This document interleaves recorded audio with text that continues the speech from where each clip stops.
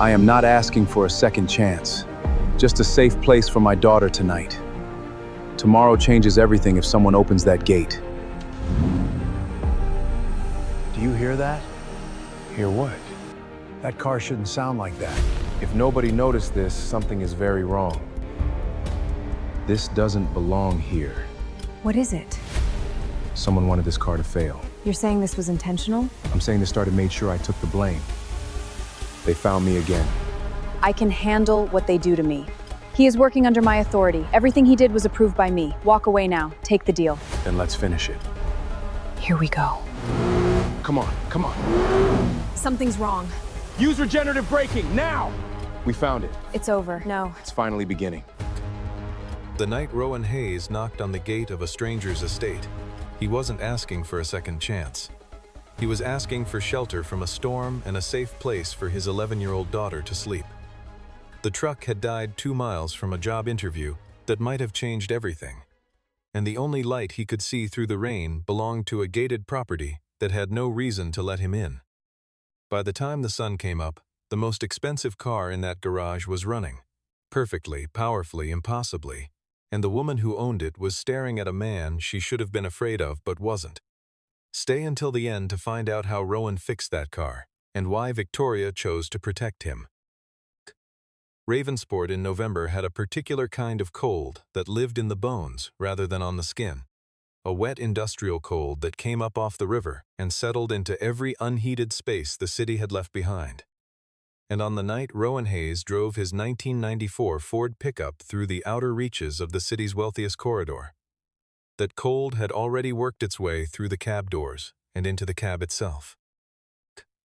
The truck had 240,000 miles on it, a heater that worked about 60% of the time, and a fuel pump that had been threatening to fail for 3 weeks.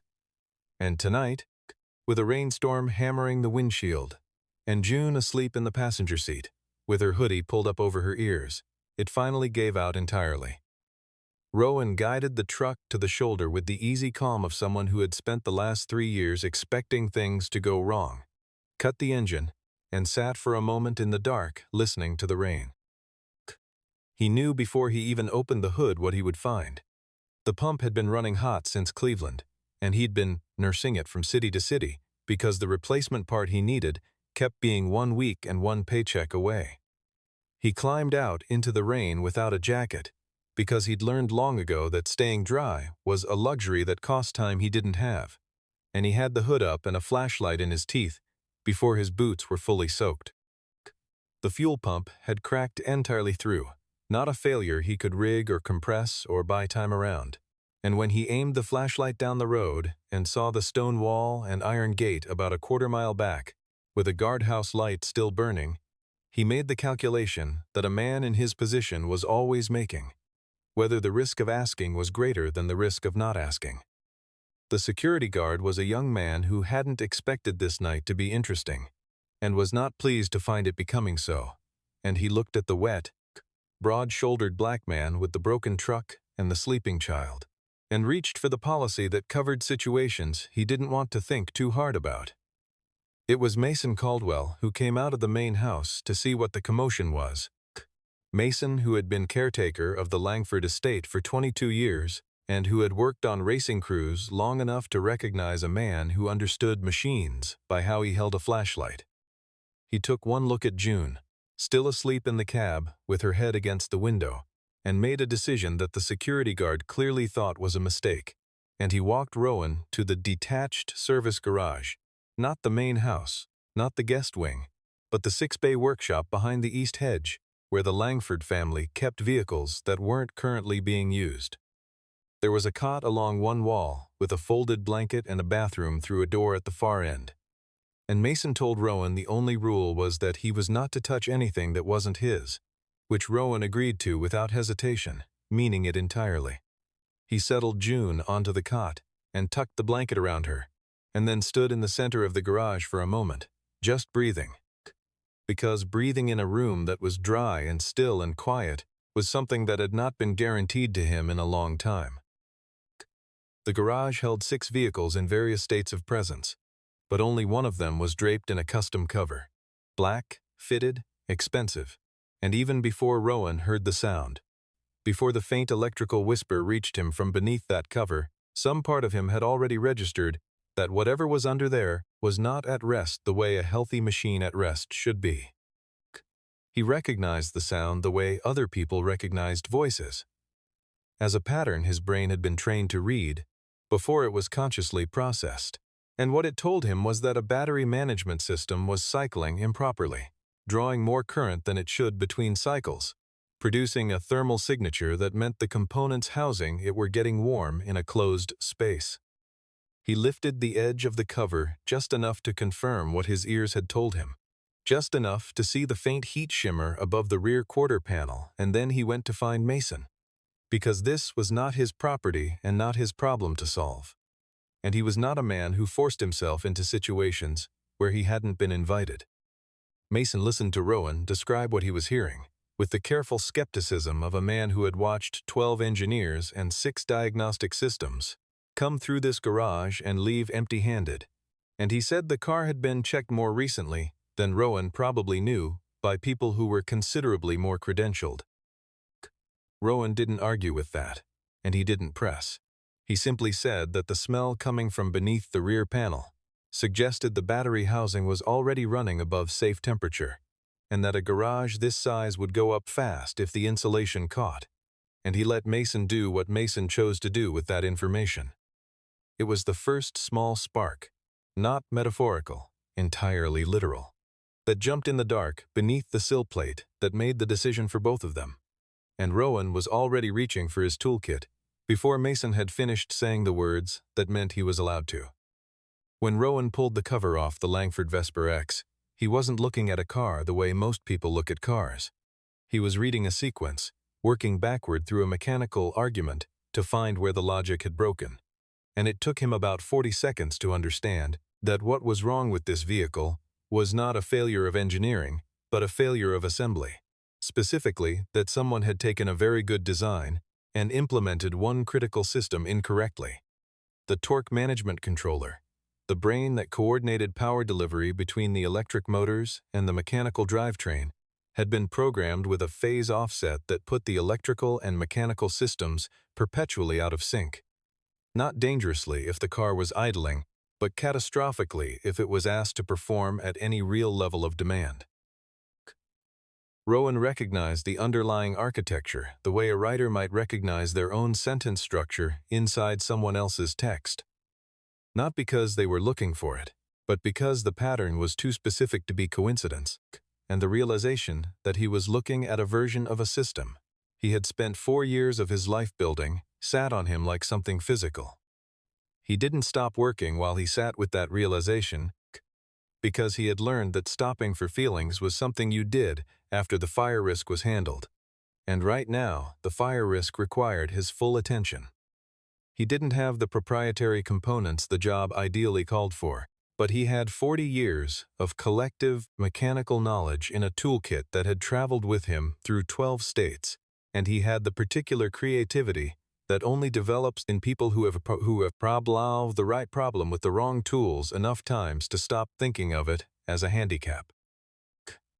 The voltage converter came out first, then the primary controller board. He cleaned the corroded contacts with a solvent cloth from his kit and fabricated a bridging connector from a heavy-gauge relay he'd cannibalized from a diesel generator sitting in the corner of the garage. And then he found the chip. It was small, mounted against the housing of the torque controller, in a place that would only be visible to someone who had already taken everything else off. And it had no marking that appeared in any parts manifest Rowan had ever seen, which told him 2 things immediately. First, that it wasn't a manufacturing error, and second, that it had been put there by someone who knew exactly what they were doing. He photographed it on his phone before he removed it, and he put it in a zip bag from his kit and put that in his breast pocket. And then he kept working, because understanding what had been done to the car was a problem for later, and making the car safe was a problem for now. By the time the sky outside the garage windows had shifted from black to the particular dark gray that comes in the last hour before dawn, the Vesper X was running, not struggling, not cycling, not fighting itself the way it had been built to fight itself, but running the way Rowan had originally designed the system to run, smooth and powerful, and absolutely, unmistakably correct. He was sitting in the driver's seat, not driving, just sitting, listening to the engine, the way you listen to music you haven't heard in a long time. When Victoria Langford walked into her garage and found a man she had never seen before behind the wheel of the one thing in her life she could not afford to lose.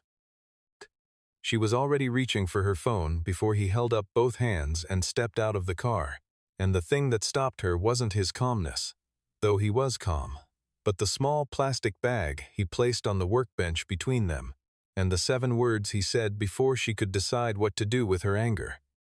He told her the car had been deliberately disabled, and then he waited, because he had said what needed to be said, and everything else was up to her. Sloan Barrett arrived 20 minutes later, called in at Victoria's direction, and did the kind of inspection that takes an engineer's self-respect as its primary tool. Thorough, skeptical, committed to finding the flaw, and came up empty, because the work that had been done on it was correct, and there was nothing left to disprove. It was when Victoria looked at the identification, Rowan handed her the driver's license and the laminated engineering certification card that was 3 years out of date, that her expression changed into something that wasn't quite anger, and wasn't quite fear, but was the specific face of someone confronting a fact they had already decided how to feel about, before they had all the information. 3 years was long enough to build a version of events that felt like history, and the version Conrad Whitaker had built was clean and consistent, and had the considerable advantage of never having been seriously challenged, because the man who could have challenged it had been stripped of his credentials, his income, and any institutional platform from which he might have spoken. Rowan had been assigned to the drivetrain testing division of Langford Automotive 38 months earlier, a promotion that put him on the front line of the Vesper program's most critical phase, and in that position he had done what good engineers do. He had found problems before they found the car. The cooling system on the first-generation Vesper prototype had a thermal runaway condition that lived at the edge of its operational envelope, invisible at moderate speeds, and catastrophic at the speeds the car would eventually be tested at, and Rowan had documented this in a formal report that went to Conrad's desk on a Tuesday morning, and on Thursday morning, Conrad had called him into a conference room and told him the launch timeline was immovable, and the report needed to be revised to reflect a more optimistic assessment of the system's stability. Rowan had declined to revise the report, and Conrad had thanked him for his diligence, and assigned him to the next phase of testing anyway. And 2 weeks later, the prototype had done exactly what Rowan said it would do. It had failed catastrophically during a high-speed run, destroying the vehicle and injuring a technician who had been positioned too close to the test platform. The investigation that followed was swift and certain in the way that investigations are when someone with significant authority has already decided what the conclusion will be. And the conclusion was that Rowan Hayes had made unauthorized modifications to the cooling circuit in an attempt to demonstrate a design improvement that he hadn't been authorized to pursue. The data logs that would have shown the original configuration were corrupted, not deleted, which would have been suspicious, but corrupted, which was merely unfortunate. And without those logs, the paper trail pointed where it had been arranged to point, which was directly at Rowan and nowhere else.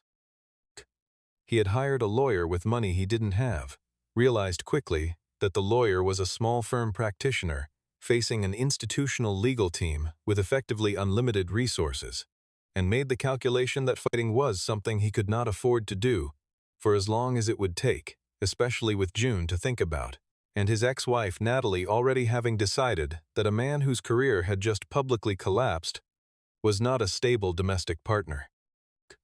He had taken what was in the joint account, which wasn't much, and he had taken June, who had chosen to come with him, and he had driven out of their rented townhouse in a truck that was already old, and headed for whatever the next thing was.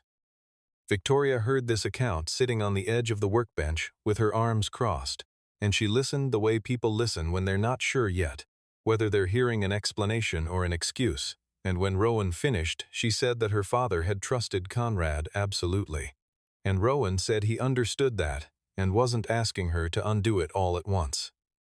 He asked her to look at the chip, just look at it, and let the lab tell her what it was, and she agreed to that much. When Delaney Cross, Victoria's chief legal officer, who had arrived by the time this conversation was happening, ran the component number through the supply chain database, it returned a result from the Industrial Security Division of Carrington Mobility Group, which was not a company that should have had any component inside a Langford proprietary prototype. Conrad arrived at the estate while Delaney was still processing the implications, having received an alert that the car was operational, and he walked into the garage with the practiced expression of a man who had spent decades managing situations by controlling their narrative, and he took one look at Rowan and went very, very still. The binder Rowan took from the false bottom of his toolbox was water-stained at the edges and had been folded and refolded enough times to have permanent creases along the middle, and the drawings inside it were technical, precise, annotated, the kind of work product that took years to develop a hand skilled enough to produce. And on the top right corner of the first page, in the handwriting of a man who had been dead for 2 years, was a note that said the design contained, "Here was the one that could save the program." Harrison Langford had written that in blue ink with his initials beside it, and Victoria looked at it for a long time without speaking. And when she finally spoke, it was to say that she had never heard her father mention Rowan Hayes, which was not an accusation, but was also not nothing.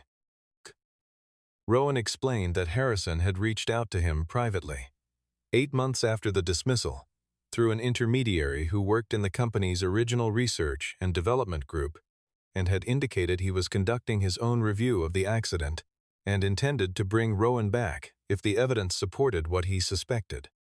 Harrison had died of a cardiac event before the review was completed, and Conrad had closed the file within a week of the funeral, and the intermediary who had contacted Rowan had resigned from the company shortly after. Delaney surfaced the board meeting date while Rowan was explaining this, pulling it up on her tablet with the expression of someone who has just found a deadline in a problem that previously had no deadline. 7 days from that morning, Conrad Whitaker was scheduled to present a proposal to the full board, a partial acquisition offer from Carrington Mobility Group that would transfer operational control of Langford Automotive's most valuable intellectual property in exchange for a capital injection the company needed because the Vesper program had not produced a revenue-generating vehicle in 3 years. Victoria had been fighting the acquisition privately, but, without a working Vesper X, she had no counter-argument that the board would treat as sufficient. The car was the proof of concept, and without the proof, the concept was just a family sentiment about the company her father had built. 7 days was not much time to finish what 12 engineers had spent 6 months failing to finish, and both Rowan and Victoria understood that, and neither of them said it out loud, because saying it would have required acknowledging how long the odds were, and they were both people who found long odds more clarifying than discouraging. Victoria offered him a fee and lodging, and a formal review of his dismissal file, and Rowan sat with that offer in silence, long enough that it became clear he was not deciding whether to accept it, but deciding how to accept it on terms that left him in a position to trust the agreement. He wanted documentation, every technical decision recorded and credited in real time, not summarized afterward, and he wanted authority over safety calls that could not be overridden by anyone without his written consent, and he wanted the accident file to be published publicly if it contained what he believed it contained, regardless of what that cost the Langford name. And when Victoria agreed to all 3 conditions without negotiating, he understood that she was either desperate or principled, and he wasn't sure yet which one, but he agreed to stay. They began working that same afternoon, and within 2 hours, Victoria had taken off her blazer and was cross-referencing circuit diagrams with her laptop open. And Rowan had revised his estimate of her technical knowledge upward several times, learning that she had studied industrial design at Michigan and spent 3 years as a working engineer, before her father's illness had put the company's succession on a timeline she hadn't planned for. The conversation between them in those first hours was professional and careful, and occasionally sharp when they disagreed, and it had the specific quality of communication between people who were trained in the same discipline and had developed different vocabularies for it. And somewhere in the fourth hour, Sloane Barrett quietly stopped objecting and started asking questions, because the answers Rowan was giving were better than the ones she'd been working with. The alert came through the diagnostic interface at 11:47 that night. 2 short lines of text on a screen that was supposed to be logging idle data, and what those lines said was that the Vesper X's primary control system had accepted a remote login from an external source, which was not possible, or should not have been, except that buried inside the vehicle's original software architecture was an access point that Rowan recognized immediately because he had put it there himself. A maintenance backdoor, never meant for production, never meant to still be active, but apparently never removed by the team that had taken over after him. Victoria saw the diagnostic alert the same moment Rowan did, and she didn't ask questions. She moved to the physical cutoff on the wall and pulled it, and the garage went quiet in the way a room goes quiet when something dangerous has just been prevented from happening. Rowan's hands were already on the keyboard, tracing the access point backward through the routing table, and what he found was that the login hadn't come from outside the company's network. It had come from inside it, from a server address in the Secure Network Operations partition that required senior executive credentials to access. 5 people had those credentials: Victoria, Conrad, Sloane, the departed head of network security, and a standing account assigned to the COO position that Conrad held. The next 48 hours were the kind that leave marks on people, not because they involve violence, but because they involve the specific exhaustion of being the target of a coordinated effort to make the truth look like a lie. Sloane's account had been used to attempt the remote access, and Sloane maintained with the consistency of someone telling the truth that her password had been changed without her knowledge 3 weeks earlier, and she had attributed it to an IT reset.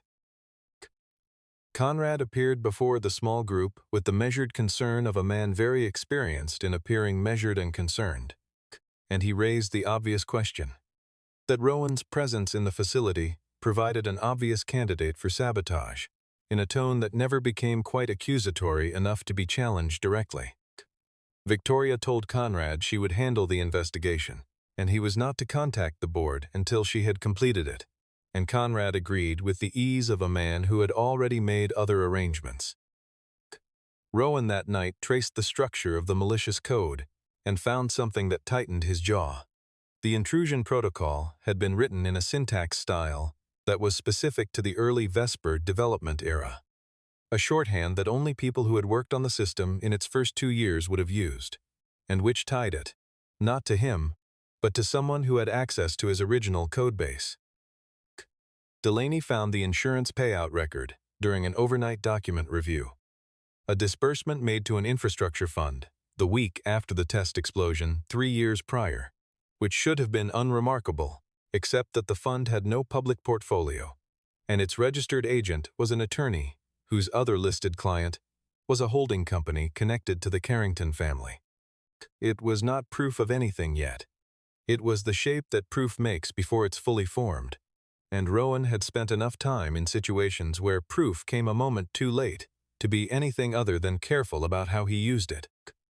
Conrad met privately with Sterling Carrington that afternoon, a meeting that Rowan only learned about afterward, and the instruction Sterling delivered was precise. Ensure that the Vesper X failed publicly, ensure that the failure was attributable to Rowan Hayes, and deliver the board vote in 7 days. Conrad had spent 20 years learning to make unpleasant things happen through channels that didn't carry his name, and he was not worried. He had also, as Rowan would learn, taken a precaution that went beyond software, something physical installed in the car's hydraulic system while Rowan was elsewhere, something that no remote access detection protocol would ever find. The story ran in 3 local outlets simultaneously before 6 in the morning, which told Rowan everything he needed to know about how it had been planted. Simultaneous placements meant a coordinated release, which meant someone with media relationships had prepared this in advance and was pulling a string they'd had in hand for a while. The headline called him a disgruntled former employee who had gained access to the CEO's property under false pretenses and tampered with a $300,000 prototype vehicle. And it included a detail about his living situation, currently residing in his vehicle, that could only have come from someone who had been monitoring his whereabouts. The garage owner in Ravensport, who had been about to offer him a full-time position, called before 8 to explain that they couldn't move forward under these circumstances, and a family services caseworker left a voicemail before noon, formal and carefully worded, noting that reports had been received regarding the residential situation of a minor, and that a home visit would need to be scheduled. Rowan read the messages in the order they arrived, and he sat with each one the way he had learned to sit with bad news, not fighting it, not denying it, just finding its actual dimensions before he decided how to move. Conrad came to him that afternoon, not with antagonism, but with something more unsettling, a kind of patient reasonableness, and he laid out the terms in plain language. A signed acknowledgement that the modifications Rowan had made to the Vesper X were unauthorized and potentially harmful, in exchange for no criminal referral and a relocation payment, sufficient to establish himself and his daughter in another state. Rowan had been close to impossible corners before, had stood in rooms where every visible option was worse than the one he'd just come from. And he recognized this one, and he also recognized that the specific pressure Conrad was applying was June, not directly, not with threats, but with the knowledge that a man who could be made to look unstable and transient would have a very hard time keeping his daughter in a custody arrangement that depended on stability and permanence. He was holding the pen Conrad had placed on the table when Victoria came through the door, and the look on her face when she understood what she was looking at was complicated in ways she didn't fully hide. And he put the pen down and said nothing, because there was nothing to say that wouldn't sound like either an excuse or a plea, and he didn't do either. What she said to him, alone, after Conrad had been asked to leave, was not what he expected, and it was not comfortable, and it was the truest thing anyone with her kind of power had said to him in a long time. She said she understood that the position she was asking him to hold was one that cost him things it didn't cost her. And she said she was not going to pretend that wasn't true. And then she told him about the press conference she had already scheduled for the following morning, at which she would be publicly confirming that Rowan Hayes was working under her direct supervision on a Langford-authorized project, and that all modifications to the Vesper X had her personal approval. The board called her office twice while she was telling him this, and she let both calls go to voicemail, which was either recklessness or clarity, and watching her do it, Rowan decided it was the second one. He did not thank her, because she had not done it for his gratitude, and she did not ask him to. And that exchange of not asking and not thanking was its own kind of communication. Delaney pulled the registered ownership of the 3 outlets that had run the story and found a common thread 3 corporate layers deep. A media holding company whose listed investors included a Carrington family trust. And Sloan, working on a separate thread, produced an email chain in which Conrad had instructed her to install a remote monitoring package on the Vesper X's primary controller, and in which she had declined, and in which her account had been used to do it anyway. Rowan found the transmitter on a Sunday evening when he went to check the truck's ground connections, which had been giving him intermittent voltage readings that didn't match the battery's actual state. A small inconsistency, the kind that only annoyed people who cared about why things didn't add up, which was all of Rowan's personality in a single description.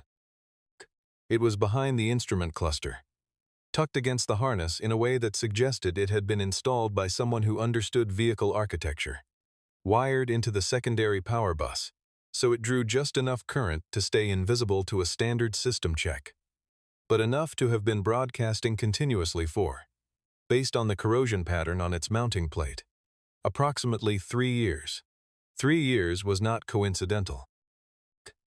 3 years was the duration of his life since Langford, which meant that someone had tagged his truck before he drove out of that parking lot for the last time, which meant that wherever he had gone, whatever city he had worked in or passed through or been turned away from, someone had known his precise location and his proximity to any particular industry contact or potential employer.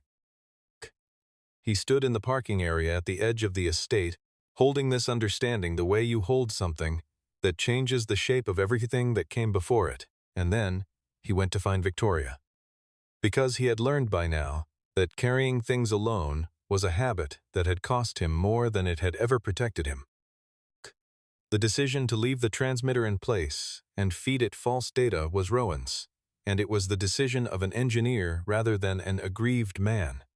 The transmitter was more valuable as a deception tool than as evidence, because evidence proved something had happened, while a working deception could prove who was doing it. They constructed a synthetic diagnostic signal that mimicked normal pretest preparation, broadcasting the kind of systems-ready data that someone monitoring remotely would interpret as the Vesper X approaching its public performance demonstration in standard working condition, and they layered into it just enough variance to look authentic. Sloan worked alongside Rowan on this with a focus that had nothing theatrical about it anymore. She had made her choice, and her choice was not what Conrad had assumed it would be, and in the quiet hours of that work, she told Rowan what she had been carrying for 3 years, which was the memory of a conversation she'd overheard between Conrad and the head of testing the week before the accident. A conversation in which Conrad had used the phrase that the cooling failure would close the file on Hayes, and which Sloan had convinced herself meant something. Less than it obviously meant because she had been 29 and employed and afraid. Rowan heard this and didn't respond immediately, and the silence was not forgiveness, but it was also not punishment. It was the silence of someone processing the full cost of a thing, which is different from deciding how to feel about it. He told her that the people who had looked away had given Conrad the room he needed to do everything that followed, and he told her the way she could participate in undoing that was by doing what she was doing right now. Victoria found him in the garage at midnight, not working, just standing near the front of the Vesper X with his hands in his pockets, and she asked him what he was thinking about. And he said he was thinking about what his father used to call the tax, the extra amount that certain people were asked to pay, in patience and proof and credibility, just to be allowed to stand in the same rooms as everyone else, and how the only real answer to it wasn't resentment but excellence, because excellence was the one thing that couldn't be falsified after the fact. Victoria was quiet for a long time after he said that, and then she said her father had told her something similar, which was that the Langford name had been built by people who paid that tax first and collected the dividend later. They didn't touch, they stood at a comfortable distance with the enormous car between them, and the conversation they didn't finish was the same one they'd been not finishing for 6 days, and Mason Caldwell interrupting them with the news about the strange footprints under the rear axle was almost a relief, because it gave them something to do with their hands. The Langford test circuit was 3 miles of closed asphalt in the hills east of Ravensport, part of the original estate property. And it was where Harrison Langford had run every prototype before a single investor was allowed to sit in the stands. And it was where Victoria had decided the Vesper X would make its case to the board on a cold Tuesday morning, with the cameras running and the legal team positioned, and the whole apparatus of a company's future balanced on the performance of one car and the integrity of 2 people who had met 6 days ago in a rainstorm. Rowan had been on the circuit at 6 in the morning, 3 hours before the demonstration was scheduled, doing the kind of inspection that only makes sense to people who understand that peace of mind is a mechanical product. You earn it by checking the things that can be checked, and then you hold the uncertainty about the things that can't.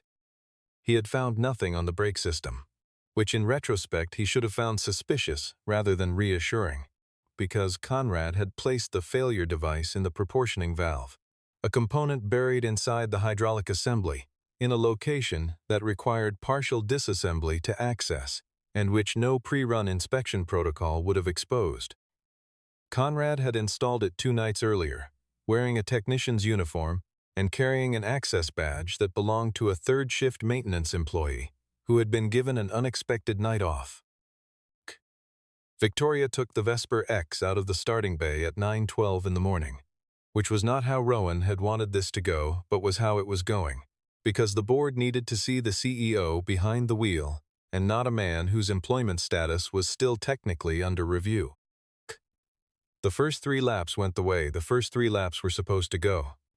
The car performing with the completeness that only a properly calibrated system can perform with, power delivery smooth, thermal management stable, the specific sound that a well-synchronized drivetrain makes filling the track with the kind of evidence that bypasses argument and goes directly to conviction.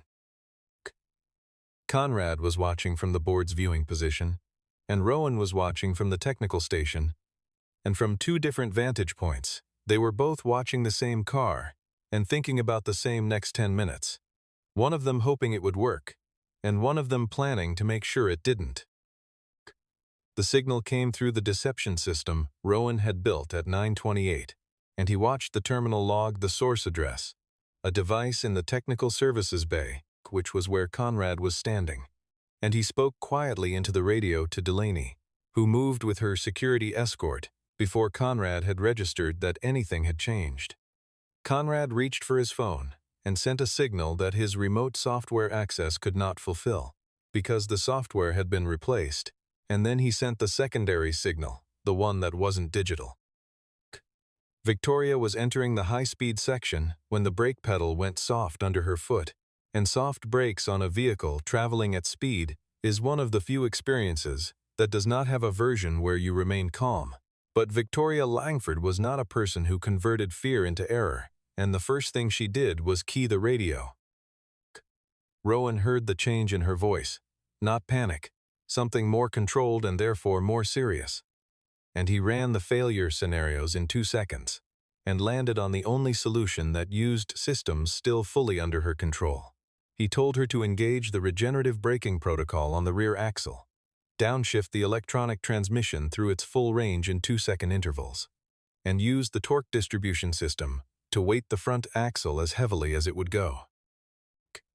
She did every one of those things in the order he gave them, and the car slowed in a series of controlled lurches that were probably terrifying to experience, and it stopped 112 feet from the tire barrier at the circuit's final turn.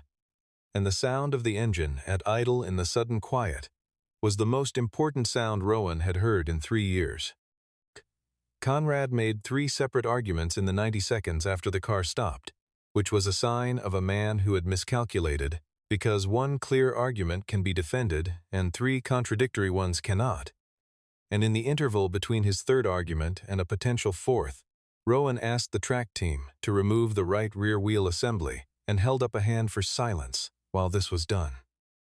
The proportioning valve came out in 3 minutes, and the modification inside it was visible to everyone in the viewing area who had any mechanical literacy, and even the people without it could see that a component had been recently installed where an original component should have been, and the lot number stamped on its face was traceable, as Delaney confirmed in real time by running it through the supply chain database on her tablet, to a batch of industrial components purchased by a holding company, registered to an address in Delaware, whose corporate filing listed Conrad Whitaker as its registered agent. This was not the same as the evidence from 3 years earlier, which had been substantial and suppressible. This was a physical object in a publicly visible location with an unbroken chain of custody that had been created in front of witnesses and cameras, and there was no version of this that Conrad could walk back through.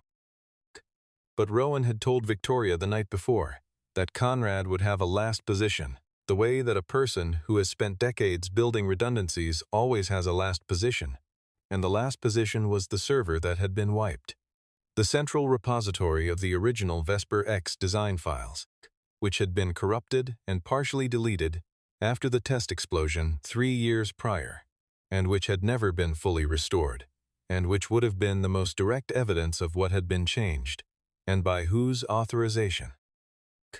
Conrad said this with a quiet smile that was worse than anger, because it suggested he believed he had already won the version of this that would matter in 6 months, when all of this had settled into litigation and the lawyers had taken over. Rowan told him he didn't need the server, and he told him the Vesper X's original powertrain controller.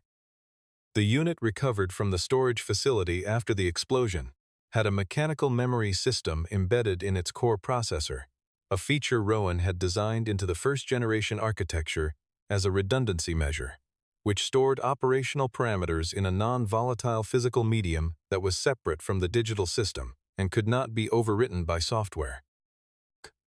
Sloan and an independent forensic engineer recovered the data in 40 minutes, right there on the track's portable diagnostic equipment, and what it showed was a complete record of every thermal and mechanical event in the hours before the explosion, including a configuration change to the cooling circuit that had been made at 3:47 in the morning, using access credentials assigned to the office of the COO 6 hours before the test run was scheduled.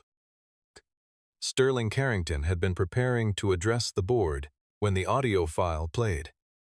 A fragment from the intercepted control session, in which his voice could be heard giving the instruction that the car should not finish its run. And he stopped preparing to speak and started preparing a different kind of statement, the kind that his attorneys would eventually advise him not to give. The board voted to suspend the acquisition discussions pending investigation. Victoria was confirmed in her position by a margin that surprised even her allies, and Conrad was escorted from the facility, while June sat in the hospitality suite with Mason, eating a sandwich and doing her homework, unaware that the last domino in a structure that had been falling for 3 years had just completed its fall. The key was attached to a plain metal ring, with no branding, no label, no indication of what it opened, and Victoria placed it on the workbench beside him, without ceremony, and said he should take a drive and see. The building was 10 minutes from the center of Ravensport, a 2-story brick industrial structure that had been a machine shop in the 1950s and a small engine repair facility in the 1980s and vacant for the better part of a decade, and it had the particular quality of abandoned functional spaces. It was not a ruin. It was a pause, a place that was still structurally a workshop, and could become one again with the right attention. Rowan walked the floor twice without speaking, which was the same thing he'd done in every mechanical space he'd encountered his whole life, listening to the building the way he listened to engines. And what he heard was the sound of a space that had good bones and was waiting for someone to understand them. He called Delaney before he called Victoria, and Delaney read him the lease terms over the phone. A long-term commercial lease at a rate that was below market, by a factor that told Rowan the company had made a policy decision about what it was doing here. Not just a transaction, and she confirmed that the agreement contained no provision giving Langford Automotive any ownership stake, operational authority, or intellectual property claim over anything produced on the premises. He named it Hayes Motor Works, which was not a sentimental choice but a practical one. The clearest possible statement that this was his, that what happened here was his, that the work and the results and the failures and the growth all belonged to the name on the door. The first contracts came from Langford Automotive, which was appropriate, because Langford was now his customer rather than his employer, and the distinction was the most important one Rowan had negotiated in 6 days of negotiations. Sloan came on as a part-time development collaborator on a project basis, which was her choice and which she made openly and without apology, and Mason drove over on Wednesdays and Fridays to consult on operational matters and to drink coffee in the way that people drink coffee when they're where they want to be. June started at the school 3 blocks from the workshop on a Thursday and came home that afternoon with a geography worksheet and the news that she had made a friend at lunch, delivered in the tone of someone reporting a successful field test, and Rowan took that news and held it for a minute before he said anything. Because some information deserves a moment before it gets answered. The Vesper X was formally launched 4 months later under the name Langford Hayes Vesper, and Rowan's name appeared not in the marketing materials first, but in the patent filing, which was how he had asked for it, and how Victoria had agreed, because He had said the day they discussed it that he'd spent too long having his work attributed to other people's decisions to accept recognition that came only in the formats those people controlled. Victoria had shown up at Hayes Motor Works the evening before the launch, without her usual security arrangement, and without the particular posture that CEOs carry when they know they're being watched, and she had brought 2 cups of coffee and the question of whether he was free for dinner.